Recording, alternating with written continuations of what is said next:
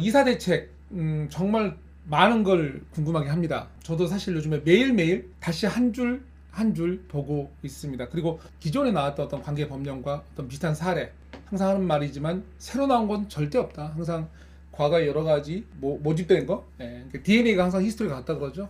과연 이게 정말 얼마나 효과적일지, 그리고 정말 우리가 기다려도 되는지, 아니면 이번에도 기다렸다가 기다린 사람만 피볼 건지, 이런 얘기를 좀 해봐야 되거든요. 저부터가 요즘에 잘 때 저기 이사 대책 있잖아요. 원문 놔두고 봐요. 몇 번씩 열어보죠. 이거 뭐였더라? 이거 뭐였더라? 다시 옛날 거 뒤져보고 이거 찾아보고. 특히나 지금의 이제 정부의 막강한 정책, 그리고 어떤 의지. 근데 이제 이게 명분의 의지가 잘못된 산으로 가면 부작용은 더 크죠. 부작용은 엄청나게 클 수가 있습니다. 사실 정상으로 가도 일부 부작용이 있거든요. 정상으로 가도 제가 지난번 답을 고친 게 이제 서울 너만이 답이라 그랬잖아요. 막대한 자금을 푸는 일이고 순환 개발을 가기 때문에 상당히 장시간 동안 임대의 문제가 생깁니다. 더군다나 이제 단순하게 외곽의 지원상을 만들었으니까 괜찮다 생각하시는데, 이번에 하시는 그 상가 같이 이런 지역들, 여러 가지 병원들, 의원들, 여러 가지 섞여 있는 지역인데, 그런 거 개발 갔을 때 단순히 들어갔다 나오면 답이 나온다, 그렇지 않거든요. 그래서 오늘은 시장 재개발 사례를 넣어서 특례법을 좀 설명을 좀 더 드릴까 합니다. 새해들 복 많이 받으시고, 새해에도 남들과 보다 더 많은 부를 가져가시길 바랍니다. 그리고 제일 먼저는 건강, 건강이죠. 건강이 1번이니까 가져가시길 바라고요. 자, 오늘 제목 저거였죠. 정말 돈 되나? 1번 쪽으로 돈 벌어 주신다며요. 송승호님 오늘 세뱃돈 주신 거죠. 저 세뱃돈 받은 거죠. 아이, 너무 감사한데. 어쩌지? 세뱃돈 감사합니다. 말겠어요. 너무 세뱃돈 감사하고요. 자, 정말 조합원의 돈 되나?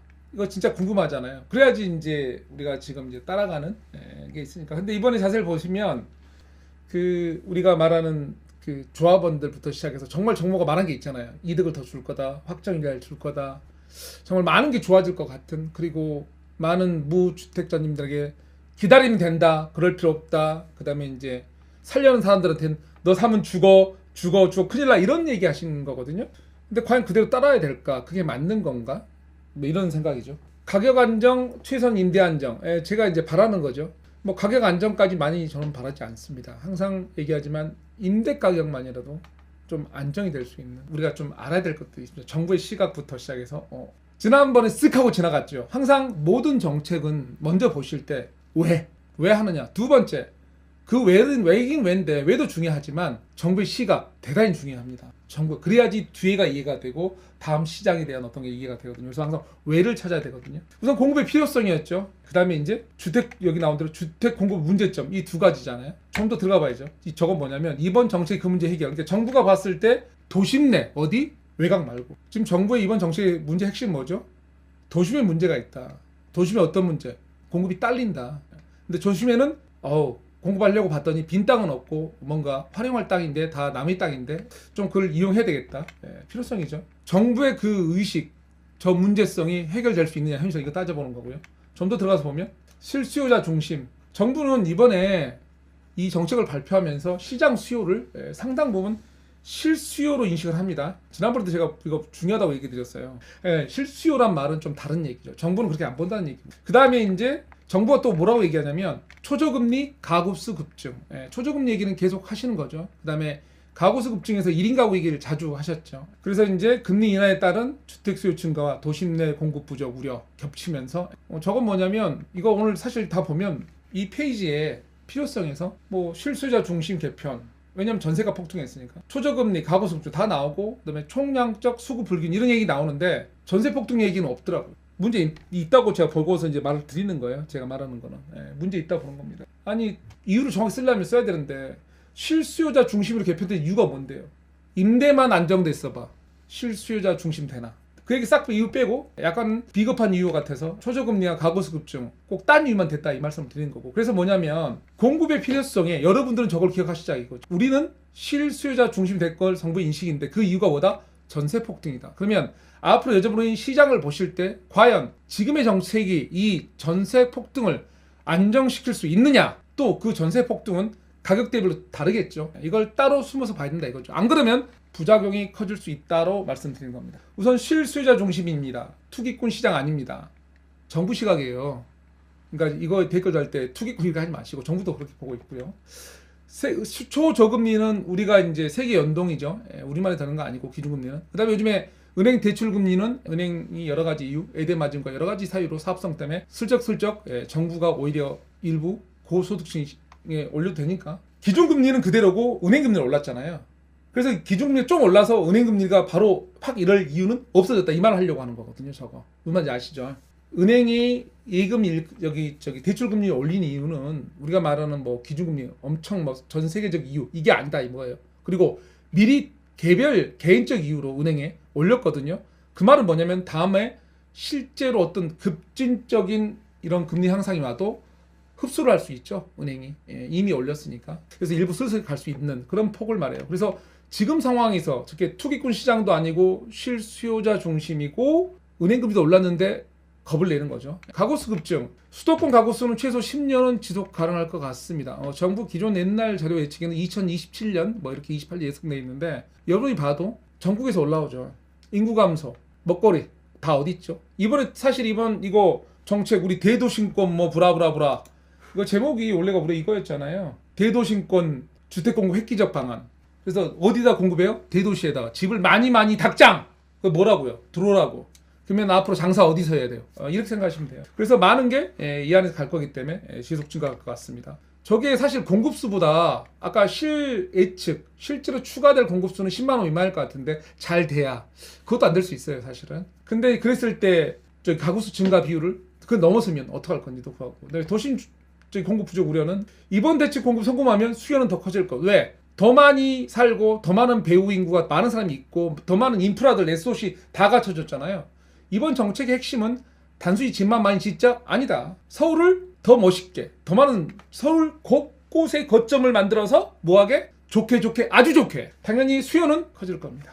양극화 시대의 가격별 수급 불균형 해답 지시 못함. 무슨 말이냐면 단순히 공급만 한다고 해결되는 게 아니고 가격대 맞아야죠. 거기에 대한 얘기는 쑥 빠져 있습니다. 특히 전세 가격 얘기가 다 빠져 있어서 너무나 짜증납니다. 전세 폭등 완전히 빠져 있고 아까 이유에서도 실수요의 증가 그 이유는 전세 폭등에 보는 데가 없어요. 그리고 도심 재생은 빈 땅이 아니므로 전세 가격 상승이 필수적으로 따라붙는다. 그래서 저에게 빠진 것 같아요. 사실 이거는 이번 정책은 사업이 가도 안 가도 답답해요. 정말 답답합니다. 가도 안 가도 답답한 이런 현장이거든요. 그래서 이제 그런 거고요. 그래서 빈 땅이 아니잖아요. 우리가 이게 빈 땅이면 뭐 쉽게 하겠는데 빈 땅이 전혀 아니어서. 이사 대책은 YS님 오늘 그 얘기를 하는 겁니다. 왜 그런지. 물론 근데 정부가 되게 정밀 타겟 잡았거든요. 정부의 오늘 정책 보면 화날 수도 있습니다. 얼마나 그 노력을 했는지 빼도 박도 못하게. 오늘 그걸 설명하는 날이거든요. 좀 정부 많이 까는 날이에요. 제 말은 그 정책이 잘못됐다는 게 아니라 완전 코너로 몰아보면서 사업가는 방식이거든요. 이게 갭이 작은 물건이 옆지역 이동 때문에 전세 가격이 매매를 넘으면 현금 청산으로 매수는 없어도 가격은 상승한다. 이걸 나중에 혼자 이해해 보십시오. 전세가 사업이 잘 가도 그 옆지역, 역세권 바깥 지역 지금 이제 갭이 짠 것들이 나오기 시작하거든요.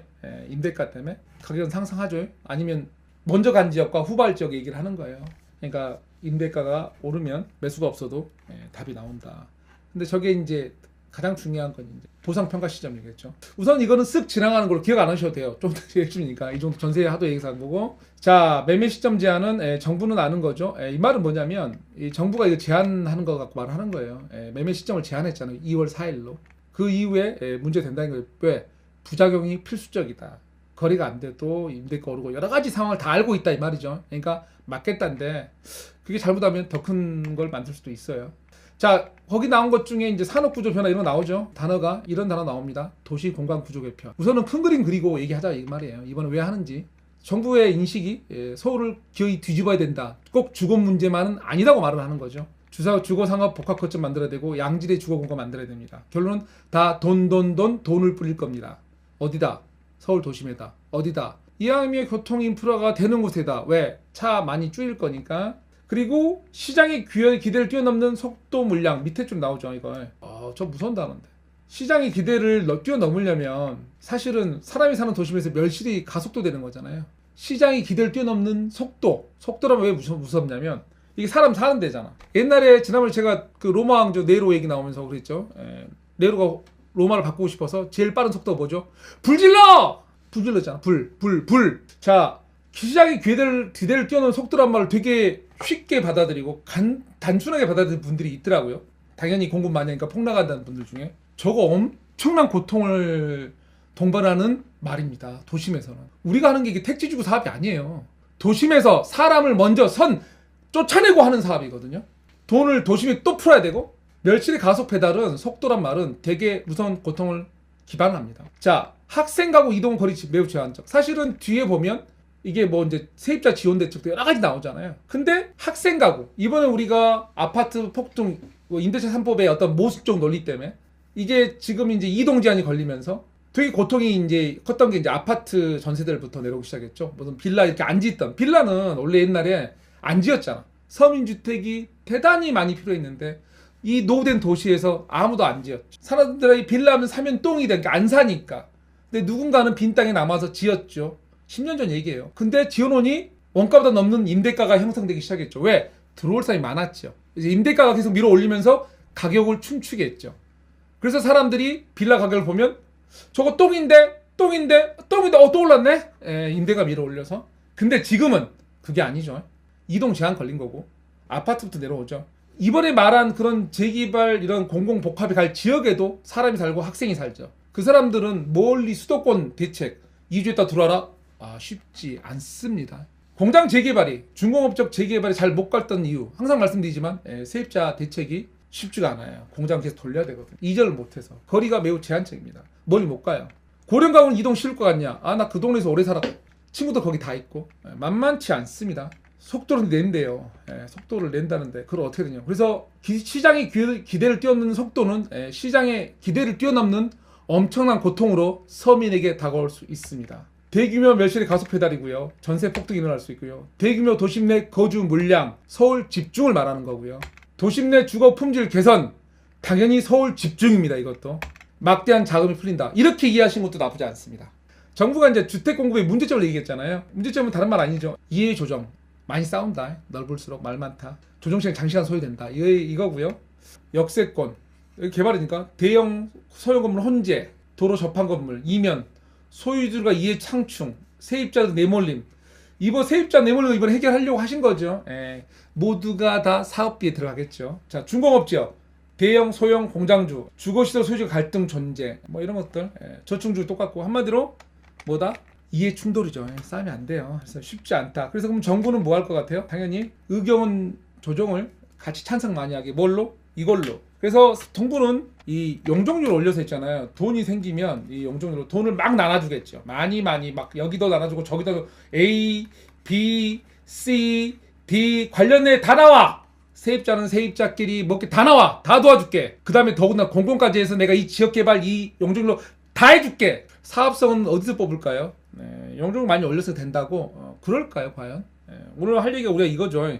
조합원 돈 될까? 그래서 사실은 사전 지식을 보여드리는 이유가 알아야 돼요.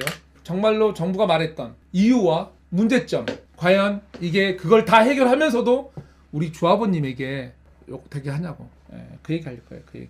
토지주 의견 조정이 효과적이냐, 토지주 당근이 확실하냐, 현장에서 현실 대안이냐, 도심 내 멸실을 통한 토지 확보와 공급 활성화가 가격 안정을 가져오냐. 왜 마지막만 동그라미 했냐고요? 제가 다 믿자 이거죠. 그냥 이번 정책 잘 될 정책이고 너무나 잘한 거고 앞으로 잘 진행될 거예요. 그랬을 때조차도 질문이에요. 제 마지막 질문이에요. 그래서조차도 저는 이 질문이 생겨요.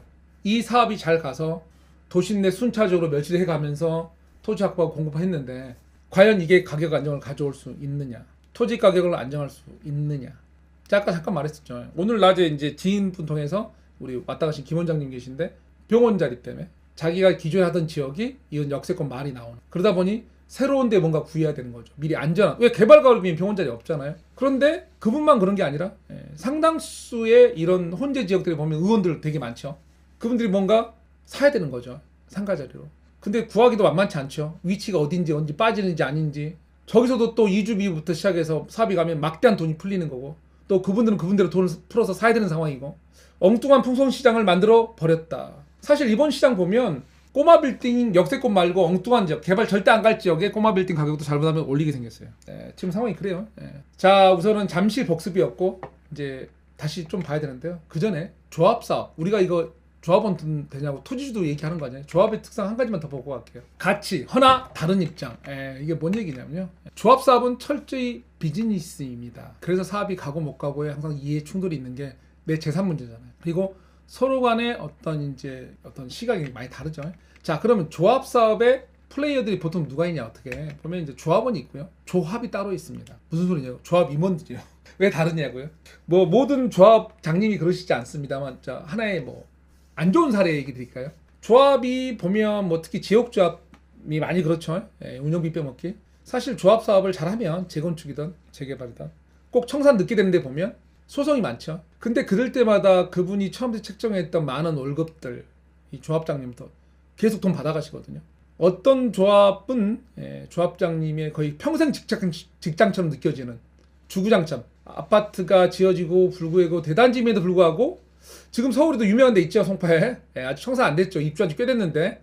그래서 조합원들은 아파트를 못 팔아요. 일반 분양권 파는데 등기 나와서. 자, 조합 임원, 조합과 조합원들은 분명히 다른 플레이어입니다. 시공사 당연히 다르죠. 보약 같은 사업인데 땅을 내가 사서 하는 사업도 아니고 땅 주인들은 있죠. 사업 시행의 책임도 내가 있는 게 아니죠.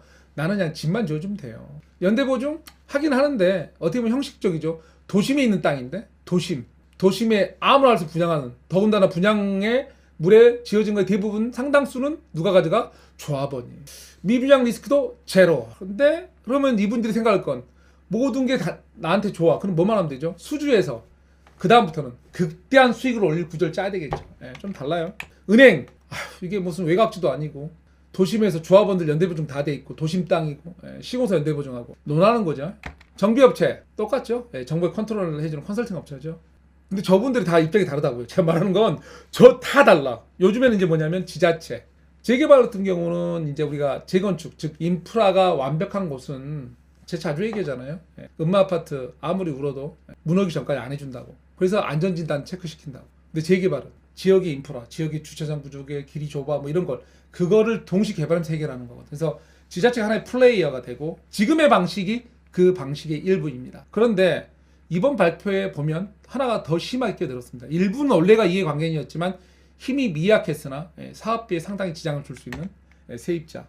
제가 우선 기본법은 플레이어들입니다. 저게 사업 가면 좋은 것 같지만 각자 다른 입장입니다.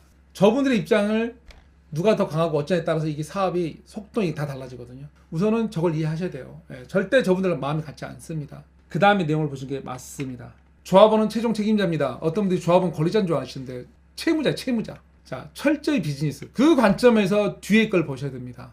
정부가 그 많은 용적률을 줘서 어디다 쓰고 결론은 정말 그 여러분을 돈을 벌어준다는 120%, 130%, 20, 30%의 수익, 그게 어떤 시점이 기준인지, 정말 확정 수익인지 확정 수익률인지 어떤 기준점을 잡아서 그 기준점이 만약 여러분의 예상보다 낮다면 재개발 지역에서 감정평가액이 관리처분 때 뚝 떨어집니다. 그러나 예전과 다르게 요즘엔 피가 확 그걸 넘어섭니다. 근데 정부가 매입할 때 피를 인정 않거든요. 현금 보상할 때 죽을 수 있습니다. 사전 공부 더럽게 기네요. 이제 세 개의 사업장 중에 오늘은 공공복합개발만 먼저 하기로 했으니까 슬쩍 도심 공공주택 복합사업 이것만 문제점 찍어 보겠습니다. 이거 하나만 봐도 많이 알긴 알거든요. 이번에 역세권 중공업지역 저층주거지가 다 도심 공공주택 복합사업으로 정부가 어떤 제안을 한 거죠. 어떤 방식을. 저게 상당 부분 약간은 죄송한 말로 하지만 정부 관계자한테 약간 비겁한 것 같아요. 이거 좀 더 설명드리면 사업 단계나 절차상 보면 진짜로 선택지 없는 약자에게, 개발 못 가는 약자에게 그냥 무조건 강제 도장 찍게 하는 듯. 그리고 그게 의지가 없는 사람한테도 동일 이런 걸 낮춰가지고 나중에 문제가 되게 하는. 좀 보실까요? 자, 아까 말씀드렸듯이 사업의 대부분 오늘 할 거는 이 세 가지입니다. 내일 모레는 그 다음이 중심이니까 나눠서 얘기할 거고요. 자, 도심 공공주택 복합사업 도입돼 있습니다. 여기서 중요한 글자는 3년 한시입니다. 3년 한시. 그리고 기존 민간 사업으로는 개발이 어려워 저이용 노후화. 한마디로 정부의 타겟은 이번에 철저히 개발이 어려워 3년 한시죠. 시간 제한의 일을 뒀죠. 뭐죠? 제가 나쁘게 봐서 그러니까 좀 제가 선입견이 있는지 잘 모르겠으나 이런 거 있잖아요. 너 이번이 마지막 기회 말하는 거. 누구한테 말할 때. 나 이거 손 잡아줄 테니까 손 잡아 지금. 아니면 너 영혼이 없어. 3년 시한을 뒀거든요. 더군다나 어떤 데 손을 내밀었냐면 민간 사업으로는 개발이 어려워. 한마디로 사업성 없는 곳. 선택지가 별로 없는 곳에 손을 내밀었습니다. 물론 전략적으로 이게 전쟁이라면 맞을 수도 있습니다. 전략적으로 전쟁이라면 선택의 자유가 없죠. 그러면서도 외형은 포장을 뭔가 확정 수익을 완전히 주는 것처럼 포장이 돼 있어. 그런지 오늘 따져보자고요. 어쨌든 간에 재개발 재건축은 배제했고요. 물론 공공이 하는 시행으로 넘기면 가능하게 다음번에 할 시간 다음 시간에 할 거에 대한 돼 있지만 어쨌든 기본적으로 일반 공공 재개발 아니 재개발 재건축은 뺐습니다. 어쨌든 좀 어려운 지역에 손을 내밀었거든요. 선택의 자유 안 주고. 보시죠. 도시기능의 재구조화를 얘기합니다. 사실 큰 얘기입니다. 거점적으로 다액 아까 제가 말씀드렸죠. 여러 군데 서울에 막 이렇게 단순히 집만 짓지 않겠다. 그래서 저거 한 거거든요. 복합이니까. 1월 19일에 발표한 거 있잖아요. 18일 날 저희가 국계법 개정을 해서 복합 용도 개발을 주거지에 가능할 정도 하게 만들었죠. 그것까지 포함한 겁니다. 지금 전체적으로 모형이 움직이는 건데 도시기능 제2구조화 도심을 전면 개발 않고는 저기 불가능한 얘기죠. 도심의 장기간 막대한 돈을 풀겠다는 얘기고요. 그래서 토지가격 제가 얘기하는 거고요. 거점 조성은 뭐냐면 양극화 시대에 뭐 돈이 없잖아요. 세금을 재정 문제가 있는데 계속 신도시 계속 할 건 아니고 인프라가 이미 갖춰진 것. 가장 중요한 인프라 뭐 교통 그거를 재활용하겠다. 재활용할 수 있는 곳. 서울 도심. 대도심 집중을 이끌어가는 내용입니다. 간략하게 이 표 하나를 구분해서 설명을 드리는 게 맞을 것 같습니다. 그 다음에 세부를 풀 건데 이 사업 절차에 얼마나 무서움이 있는지 저 사업 절차를 보면 시행 절차에 나옵니다. 많은 얘기가. 사업 제한. 자, 역세권 중공업 5,000제곱미터 1,500평 저층 주거지 1만 제곱미터 뭐 한 저기 3,000평 이상이겠죠. 이런 내용이 긴데 자, 시행 절차에 여기 민간기업 지자체라고 왼쪽에 보이십니까? 사업 제안에 보면 민간기업 지자체 좀 흐립니다. 제가 확대해 놓은 거라 좀 이게. 자, 민간기업 지자체가 있고요. 두 번째 비법정 절차로 생략 가능. 이게 무슨 내용이냐고요. 그다음 더 해볼게요. 공공기관 자유롭게 사업 제한 6개월 후 회신. 첫 단추는 지구 지정 제한이 아닙니다. 사업 제한입니다. 사업 제한을 누가 할 수 있냐? 토지 등 다시 원시로 가볼까요? 토지 등 소유자만 하는 게 아닙니다. 민간 기업이나 지자체도 할 수 있습니다. 삼성물산이 아니면 뭐 현대건설이 현대산업개발이 대림이 그냥 어디다 공공기관에 제안할 수 있어요. 야 너희가 이런 데이터 주니까 저희가 후보지 같은데 이거 우리가 이렇게 개발하면 좋을 것 같아. 민간 기업 자체가 왜? 돈 벌라고. 그런 것조차도 정부는 생략할 수도 있다. 비법정 절차 생략 가능. 공공기 자유롭게 사업 제한. 무슨 말이냐면요. 토지주 중에서 상당수가 반대를 하는 사람도 민간기업 건설사가 뛰어들면 많은 자료를 잘 만들어요. 그리고 현실을 건설사 여기서 죄송해요. 사실 우리가 재개발 재건축할 때 현 건설사들의 어떤 제안서를 보면 와 나오죠. 와. 그리고 나중에 그대로 가냐? 아니 꼭 사고 터진데 되게 많죠. 실제 그림과 다른 내용들. 너무 보기만 좋게 만들어놔서 실제 건설할 때 보면 수정해야 될 것들. 즉 민간기업이 들어온다는 소리는 많은 유혹을 뿌릴 거라는 소리죠. 토지주들이 가만히 있어도 정부가 이미 대충 그려준 정보 가지고 이미 그려져 있어요. 여기서 잘 나왔는데 뭐. 자, 그래서 사업 제한을 할 거예요. 많은 걸 유혹하게. 꼭 토지 아니어도. 이게 뭐냐면 이거 마지막 페이지 나온 거거든요. 서울 권역별 우선 추진 검토구역 현황. 이거 이번 마지막 페이지 있어요. 정책에. 중공업 지역은 그래서 서남권만 있었어요. 근데 서남권은 공공정비도 많고 역세권 개발도 많고 줄줄이 뭐 저층주도 많아. 제대로 된 폭탄이야. 서남권이 어디죠? 영등포부터 쭉 아래로. 구로, 금천 이쪽이죠. 역세권은 동북권. 동북권이 어디죠? 우리 아까 말한 제가 하계 말씀드린 괜찮다고 그랬잖아요. 쭉 올라가는 이런 지역들. 자, 이런 지역 정보를 미리 시공사가 가질 수 있겠죠. 그리고 그 제안을 누가 해요? 제안해요. 민간 기업이. 토지 소유자도 아닌데 왜? 돈 되니까. 그분들이 들어오면 돈 돼요. 자기들한테. 그래서 하는 거죠. 이거 지구지정 제안 보면 또 이게 확정 수익을 제한한다고 되어 있거든요. 여기 보시면 좀 올려서 볼까요? 여기 보시면 지구 지정 제한했을 때 이제 이때는 뭐냐면 이 토지 소유자에게 사전 수익을 확정 수익을 제시한대요. 그리고 토지 등 소유자 10%. 그러니까 삼성물산이 제안을 하고 뭐 어떤 대기업이 민간 제안하고 사람들이 한 10%만 동의하면 지구 지정 A정부 지구죠. A정지구로 될 수 있다 이거죠. 근데 그때 확정 수익을 제시하겠다. 약간은 여기서 질문이 많이 생겨요. 우리가 재개발할 때 우리가 관리처분 단계를 거치거든요. 재건축도. 관리처분이라는 게 뭐냐면 당신의 재산 가치는 얼마야? 근데 이걸 제일 처음에 하지 않아요. 왜 마지막에 하는 줄 아세요? 제일 처음에 하면 도장 안 찍어. 왜? 재산별로 자기에 대한 상상, 우리가 P가 오르고 뭐가 오르고 막 오르잖아요. 중간에 어디 사업자 선정됐네. 이번에 우리가 뭐 저기 대리인이 됐어요. 현산이 됐어요. 사업 선정만 돼도 막 올라가죠, 가격이. 근데 미리 너 평가해봤더니 너희는 노후 지역이야.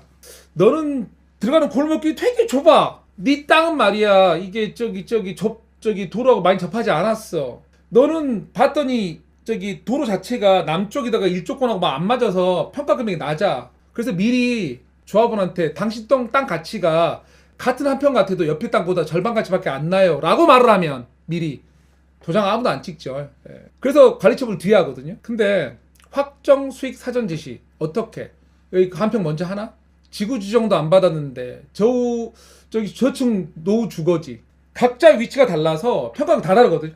어떻게 하겠다는 거죠? 분명히 이럴 거예요. 나중에 수익률처럼 간평액, 기준금액 비율 대비 얼마 이런 식으로. 그럴 바에는 그냥 놔두면 땅값이 더 비싸게 올라갈 것 같은데. 토지등 10% 소유하면 이게 돼요. 내 재산 가치를 모르면서 확정 수익을 준다는 내용이 여기서 나와서 제가 의문이에요. 그러면 진짜로 보상 기준 시점은 언젠가? 거기서 이제 화가 나기 시작해요. 보상 기준 시점 때문에. 그건 언제냐면 예정지구 다음에 가다가 사업 추진 다음에 가다가 여기 지정지구 확정고시라고 있어요. 딱 쐐기 박을 때. 야 이제 빼도 박도 못해? 이때가 보상 기준 시점이에요. 좀 타이밍이 좀 그렇지 않나요? 10%만 동의하면 행위자행이 걸려요. 예정지구가 되면 벌써 행위자행이 걸려서 딱 그 건설이고 뭐고 허가 제한 걸리고요. 중요한 건 지구 지정 확정 고시 때 보상평가 기준이 잡힙니다. 딱 빼도 박도 못해 지구 지정이 됐어요 이제. 그러면 그때가부터가 보상평가 기준이에요. 그것도 그 세부적 기준은 뒤에 세부 내용 보여드릴게요. 어떻게 말을 했는지. 좀 구도상 벌써 감 오지 않으세요? 빼도 박도 못하게. 제일 사업 민간 개발이 어려운데에다 갈 수 있는 당근을 던진 것처럼 던졌는데 나 120% 130% 준대. 어떤 기준에? 어떤 기준은 간평해봐야지 사실은. 근데 그 시점 미리 말한다? 아니 뒤에 언제? 빼도 박도 못할 때 이런 그림이거든요 현재. 자 우선은 지구지정 고시 후 보상평가를 합니다. 그래서 빼도 박도 못할 때 평가한 다음에 어떻게 하느냐 그 다음에 더 황당합니다. 후퇴 못하는 시점에 평가가 낮을 수 있습니다. 왜? 이거 막 700% 올릴 거니까 그거 예상해서 여러분 줄 것 같지요? 아니에요. 절대 그거 안 합니다. 현 시점 도시계획 현재 시점에 기준하여 수익률을 뽑습니다. 용적률 지금 700%가 아니고 200%대에서 당연히 여기 현장이 사업 못 가던 이유는 뭐다? 사업성이 없어서. 그 기준에 맞추어서 수익을 120% 130%입니다. 절대 높을 수 없습니다. 그 증거요? 좀 이따 이거 단계 넘어가면 거기 원문이 나와요. 캡처해서 보여드릴게요. 어떻게 보상평가 하겠다는 건지. 자 그래서 뭐냐면 그래서 만약 낮으면 이미 지구지정 됐잖아요. 그럼 내가 거부해야 되잖아. 나 싫어! 그럼 어떻게 되죠? 바로 현금 청산. 네 희망자는 뭐 된다? 지구지정 된 다음이니까 빼도 박도 못하고 뭐 한다? 현금 청산. 이번에 정부가 속도 아까 제가 했잖아요. 획기적인 속도가 얼마나 문제 있느냐. 정부가 이번에 획기적인 속도와 물량과 품질인데 속도가 문제는 뭐다? 도심재생에서 속도는 획기적이면 많은 사람이 죽어나가요. 많은 임대폭등과 정말 많은 문제를 일으킵니다. 그래서 정부가 이번에 동의율을 많이 낮추는 그런 비율. 애구 지정지구의 사업 제한을 누가 할 수 있다 먼저 민간 기업도 할 수 있게 만들어놨고 많은 유혹을 할 수 있게 10%만 돼도 동의 예정지구 만들 수 있겠고 3분의 2 통과. 그 다음에 지구지정 되는 시점에 보상평가. 그런데 그때 가서 평가 낮으니 나 안 돼. 왜? 평가 기준 자체의 시점이 700%대가 아니고 200% 상태에서 2종이라면 그 상태에서 사업성이 안 나오던 우리의 수익률 기준에서 가요. 그렇기 때문에 그러다가 반대하면 바로 청산입니다. 시공사 선정도 이미 한 다음에 하거든요. 후퇴 불가해요. 머리 아파요. 머리 많이 아픕니다. 그리고 조합 사업은 청산에도 비용 든다. 이건 이제 기본 상식이 알아두시자 이 소리죠. 그때 가서 우리 모든 땅 주인들이 야 이거 정말 아닌 것 같다. 내 이웃이 죽어가. 우리 청산해. 근데 조합 사업은 청산 구역까지 갔잖아요. 청산 돈 다 토해 놓으셔야 돼요. 자 2월 4일 전 소유자도 청산 가능. 우리가 2월 4일 전 우리가 후부터 문제가 있다고 그랬죠. 근데 전 사람들도 이런 시쪽으로 와서 감자가 낮아서 내가 반대를 하면 구역 지정 이후잖아요. 여러분 청산 바로. 더 웃긴 건 사업 제한 입주까지 4, 5년 이내에 완료하신다 했거든요. 제가 한번 체크 좀 해봤어요. 한번 스스로 혼자 사업 제한부터 4, 5년. 1번이 이제 사업 제한 누군가 뭐 민간 기업도 할 수 있잖아요. 근데 검토 회신이 6개월 이내더라고요. 그래서 짧게 6개월 잡았어요. 짧게 6개월. 그 다음에 이제 지구 지정해서 예정지구 된 다음에 뭐 공단 또 그 안에 공단 기간 있겠죠. 그 다음에 뭐 이제 지구 지정한 1년 안에 동의 받아야 되잖아요. 1년. 저 사이 분명히 몇 달 더 들어가요. 몇 달이. 몇 개월은 더 들어갑니다. 근데 그래도 우리 1년 반만 잡자고요. 그 다음에 이제 보상 평가해야 되잖아요. 아니 지구 지정 된 다음에 보상 기준하니까 보상 이거 집집마다 이거 체크 다 해야 되잖아요. 그것도 몇 개월 걸리죠. 건설사 선정해야 되잖아요. 선정해야 돼요. 만약에 건설사가 제안한 거 아니라면. 그 다음에 이제 청산과 이주. 아 이거 무서운 문제예요. 이게 최저의 동의율 기준 만들어놔서 반대파가 많을 확률이 높아요. 더군다나 상가.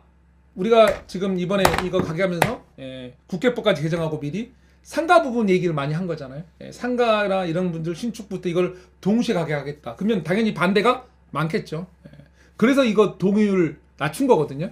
그러면 청산 때 더군다나 이제 감정가가 장사도 안 되고 이게 뭐가 해보려고 했는데 감정 평가 금액이 낮아. 그러면 반대파 되게 많겠죠.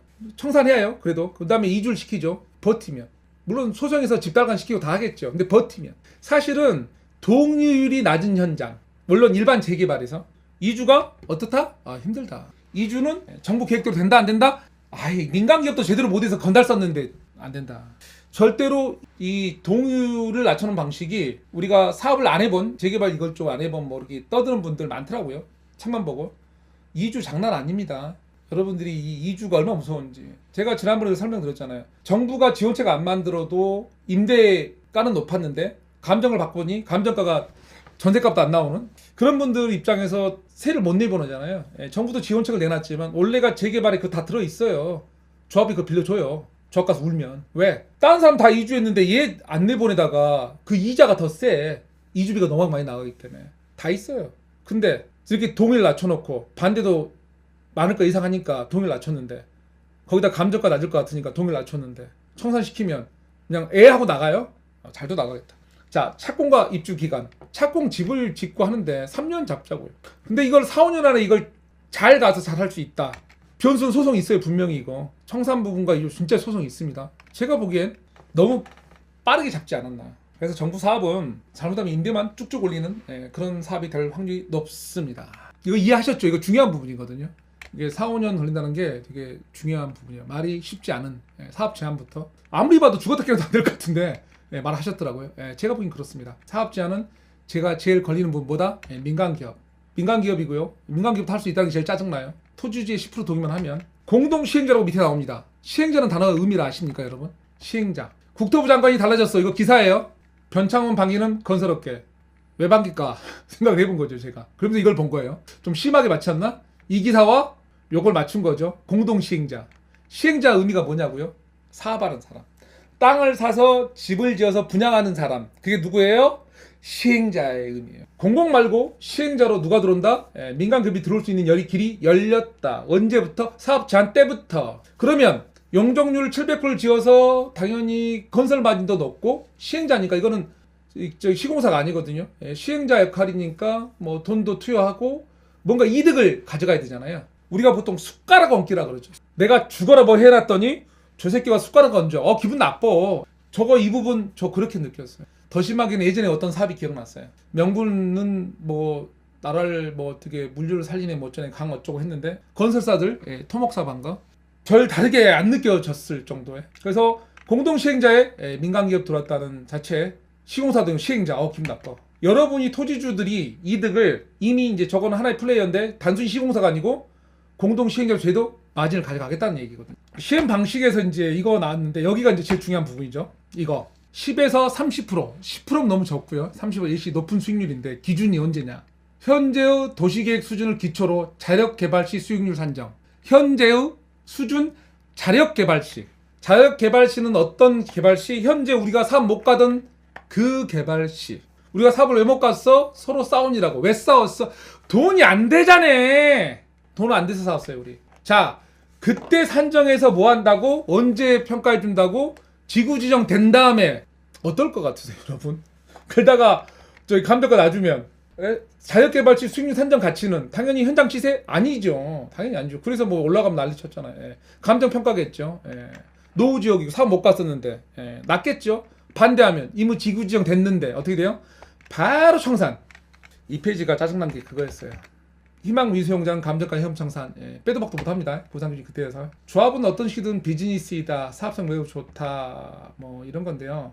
이건 이제 뭔 소리냐면 사실 제가 돈이 더 많이 안 될 것 같은 얘기를 하는 이유가 이제 아까 그 보상 시점, 보상 기준만 그런 게 아니고요. 이런 것들 되게 많은 지원을 합니다. 지금 뭐 이렇게 개별 공급 실거주자의 전세금 반환 부담, 세입자 영세인 지원 되게 많거든요. 내용 자체가. 그 다음에 이제 개발 이익은 이런 식으로 뭐 추가 수익 말고도 여러 가지 나가는 부분이 많죠. 많습니다. 회자가 좋은 SOC 확충, 토지주보, 세입자 이주, 공공자가, 임대주택 활용 상당히 많은 부분이 나가거든요. 저렇게 하고도 채우기냐. 거기다가 우리가 아까 안 한 거 있죠? 이거 있었잖아. 민간 시행자 이 단어. 얘한테 이 사업주가 돈 줘야 돼요. 수익을 나눠 먹습니다. 그래서 이제 많은 부분이 사업비로 들어간다 이 얘기를 하는 거고요. 수많은 지원사항 모두가 사업 비용입니다. 그래서 제가 이제 아니고 우리한테 세금 내라 그러면 전 싫은데 사업성이 좋을까? 이런 거 생각하는 거고요. 그 다음 이제 좀 생각할 게 뭐냐면 이건 뭐냐면 하나의 사례를 보여드리기 위해서 비슷한 거. 우리나라 법 중에 전통시장 및 상점가 육소를 위한 특별법이라는 게 있습니다. 제가 이걸 왜 들고 나왔냐고요? 전통시장 중에서 개발사업에서 주상복합처럼 질 수 있는 게 있어요. 용적률이 한 최대 400%까지 나옵니다. 상가주인도 입주권 가질 수 있어요. 여기에 보면 상가 임차인 보상 및 지원이 되게 강력합니다. 그러니까 그 개발하면서 한 귀퉁이 뭐 한쪽에 장사를 할 수 있는 공간을 만들어 주든지 아니면 그 기간 동안에 보상을 해줘야 됩니다. 그래서 이게 잘 갈까요? 용적률 400% 더블 못 가요. 이 상태로도 못 갑니다. 그래서 여기 가능 조건에 뭐가 붙어있냐면 이거 붙어 있습니다. 국공유지 비율 2분의 1. 이게 무슨 말이냐면 저 법에는 저 위 조건만 해서는 못 가니까 용적률 400%를 줬지만 여기 보상 지원 하도 많다 보니까 이 수익성이 안 나와요. 그러다 보니까 이런 게 가려면 특례조항 하나 붙여온 게 국공유지 비율, 즉 그 시장의 땅 중에 절반이 국가 땅, 너희 임차인 점유하고 있는 애들, 즉 국가가 개입돼야만 겨우 저 400% 줘도 가요. 이번에 700%짜리죠. 근데 저것보다 지금 세입자 지원이나 다른 게 더 엄청나게 많거든요. 못 가잖아요. 400% 줘도 못 가요. 국공유지가 절반 아니면. 제가 이거 샘플로 해서 보여드린 거예요. 지금 이거 못 가는데 되게 많습니다. 왜? 국공유지가 절반이 안 돼서. 그럼 국공유지 절반은 왜 기준을 만들어 놨느냐? 사업성 쉽지 안 나와요. 저거 다 지원하려고 보니까. 겨우 사업성 나오고요. 많이 못 가고 있습니다. 자, 이것만 기억하십시오. 오늘은. 그리고 사업 스텝 이거 다 생각하시면 빼도 박도 못하는 지구지정 시점에 저거고, 저런 상황에서 현재 수준 자력 개발 시에 그걸 가지고 여러분의 감정을 평가하니까 조합원 이득이 예상처럼 어마어마하게 크다 아니다. 근데 문제는 빼도 박도 못하는 시점이다. 이것만 기억하시면 됩니다. 오늘 설 전날인데 감사하고 새 부자들 되시고 모두 건강하시고 가족 행복하십시오. 첫 번째 재테크는 건강. 두 번째가 자산이죠. 건강하시기 바랍니다. 그리고 이왕이면 보러 들어오세요. 저 봐서 여기서 못한 얘기도 많습니다. 나쁠 거 없다 봅니다. 보러 오시고 연락 주시기 바랍니다.